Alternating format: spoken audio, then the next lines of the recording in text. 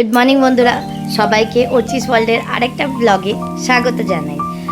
কালকে আমি অর্চিকার পিটিএম থেকে ফিরে চলে গেছিলাম ওকে টিউশন থেকে বাড়ি নিতে। তখন খুব বৃষ্টি পড়ছিল, তাই ওকে একটা রেনকোট পরিয়ে দিলাম। আর অত জল দেখে তো দারুণ আনন্দ হচ্ছে, চলো মা আজকে গিয়ে আমরা বৃষ্টিতেই ভিজবো। কিন্তু বৃষ্টিতে তো ভিজতে দেওয়া যায় না। যাই হোক, ওর খুব আনন্দ হতে হতে জলে পা দিতে দিতে এগোতে থাকলো। দেখুন, ও একটা স্নেল দেখতে পেয়েছে, সেই স্নেলটার সঙ্গে কথা বলার চেষ্টা করছে। কিন্তু স্নেল তো আর ওকে উল্টে কথা বলতে পারবে না ওর সঙ্গে, তাই জন্য ধ্যাত বলে দিয়ে এগিয়ে চলল। দেখুন, যেখানে কোথায় যে স্নেল আছে ও ভালো করে দেখতে দেখতে যাচ্ছে, কিন্তু ওখানে দুটোই ছিল, আর ছিল না। এই বাড়িটা যেটা ওর ডান দিকে আছে সেটায় না একটা ছোট কুকুর রোজ বসে থাকে। সে ওকে এখান দিয়ে যাতায়াত করতে দেখলেই চেঁচাতে শুরু করে, তাই জন্য ধীরে ধীরে দেখতে দেখতে ওখান দিয়ে যাচ্ছিল। যদি চেঁচাতো, কানে হাত দিয়ে সে একটা লম্বা দৌড় মারত। যাই হোক, সে বৃষ্টির জন্য ওখানে ছিল না আজকে। ওর না এই রেনকোটটা খুব বড় মনে হয়, কিন্তু ওকে কে বোঝায় রেনকোট যত বড় হবে ওর পায়েও জল লাগবে না। কিন্তু তাও দেখুন কিরকম ভাবে তুলে নিয়ে হাঁটছে, ছোট্ট একটা পেঙ্গুইনের মতো। ও বলছে এটা আমার স্কার্ট আর আমি প্রিন্সেস, আমি স্কার্টটাকে তুলে নিয়েই হাঁটছি। যাই হোক, সে আমরা একটু একটু করে এগোতে থাকলাম বাড়ির দিকে।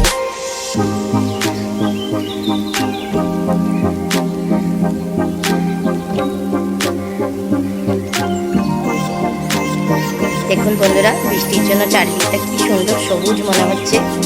সেই রোদের তাপ গরম কিচ্ছু নেই, তাই খুব ভালো লাগছিল রাস্তা দিয়ে হাঁটতে। যদিও খুব প্যাচপ্যাচানে একটা গরম লাগছিল, তাও বৃষ্টির আনন্দে আমরা বাড়ির দিকে এগিয়ে গেলাম।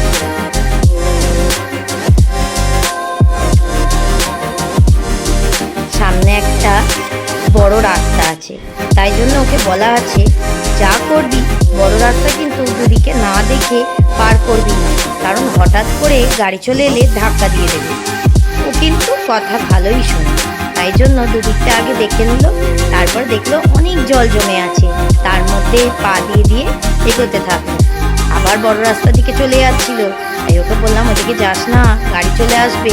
তাই ও গলির মধ্যে ঢুকে পড়ে এগোতে থাকলো। দেখুন কেরম একটু একটু নেচে নেচে যাচ্ছে।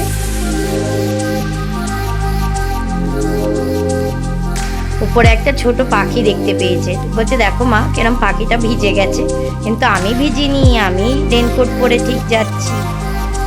আর সামনে এতটা জল দেখে তো মনে কি আনন্দ। বলছে চলো চলো মা, আমরা একটা নৌকা বানাবো, নৌকাটা বানিয়ে ছাড়বো জলেতে। আর যথারীতি যেমন বলা তেমন কাজ। বাড়ি ঢুকেই প্রথমেই বললো আমাকে নৌকাটা বানিয়ে দাও, তাই জন্য আমি নৌকা বানাতে শুরু হয়ে গেলাম।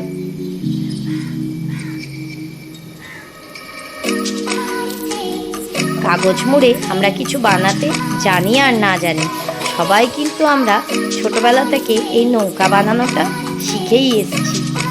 তাই জন্য নৌকাটা বানাচ্ছি, আর ওকে দেখতে বলছি যে দেখ আমি কী করে বানাচ্ছি, পরের বারে যাতে আমাকে বানিয়ে না দিতে হয়। কিন্তু ও দেখবে কি, ওর মনে তখন আনন্দ কম, কতক্ষণে বাইরে বেরোতে পারে, তাই তাড়াতাড়ি করে বানাতে চেষ্টা করছি। তো বন্ধুরা, কে কে নৌকা বানাতে পারো আমাকে কিন্তু কমেন্টে অবশ্যই জানিও। আর কালকে কারা কারা নৌকা বানিয়ে ছাড়লে জলে সেটাও জানিও, খুব আনন্দ হয় বলো। এখন তো বড় হয়ে গেছি, তাই জন্য নিজের জন্য আর নৌকা বানিয়ে বাইরে যাওয়া হয় না, লোকে হাসবে তাহলে। কিন্তু তাও নিজের মনে সেই ছোটোবেলাকার ইচ্ছাটা কোথায় যায়। যাই হোক, ওকে নিয়ে বাইরে চলে এলাম নৌকা ছাড়তে। কি সুন্দর নৌকাটা ছাড়লো জলের মধ্যে, আর যখন এগোতে শুরু করলো না, সেই ছোটোবেলাকার কথা মনে পড়ে গেল। সেই ছোটোবেলায় আমরাও কত নৌকা বানিয়ে এরকম বৃষ্টির দিনে জলের মধ্যে ছেড়েছি, মাঠে ছেড়েছি। কিন্তু এখন সেই দিনগুলো কোথায় গেল? ছোটো ছোটো বাচ্চাদের পড়াশোনা, নাচ গান এইসব নিয়েই আজকাল দিন কেটে যায়। বাচ্চারা এখন ভালো করে খেলতেও পারে না, তাই চেষ্টা করি যত ওকে একটু ছোটোবেলাকার সব রকমের এক্সপিরিয়েন্স করানো। দেখুন নৌকাটা এগোচ্ছে না সেহেতু বসেই পড়লো ওখানে। নৌকাটাকে আমি হাত দিয়েই ঠেলে ঠেলে এগোচ্ছি।